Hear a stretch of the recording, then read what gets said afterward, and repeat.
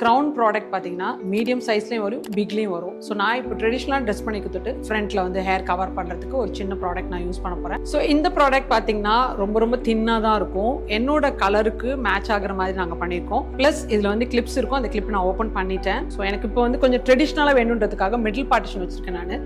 But உங்களுக்கு partition வேணாம்னா கூட நீங்கள் சேஞ்ச் பண்ணிக்கலாம்.